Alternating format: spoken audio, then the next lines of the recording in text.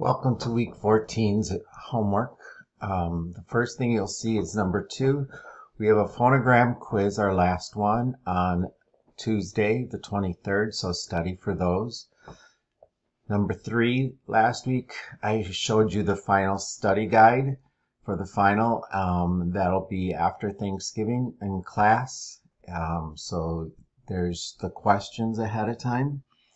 Number 4, we're going to be learning about the last of the big 5, which is comprehension. So I'd like you to read the link below, Edutopia, right here, this one, and the 2 videos, and take notes. If you would take notes, please, on the tab that I handed out called Comprehension, and it looks like this. So at the top of this tab called Comprehension, you're going to be writing notes about 5 ways to support students who struggle with reading comprehension, and it's going to happen.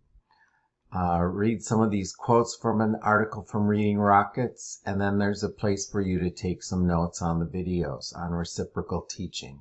Really cool. And then on the bottom I put in here a link, and it is a link to a bunch of reading strategies, tons. You won't need any more than this. And then there's one more thing to do, and that is cut and glue out Salvador Later Early. It's a handout that I gave.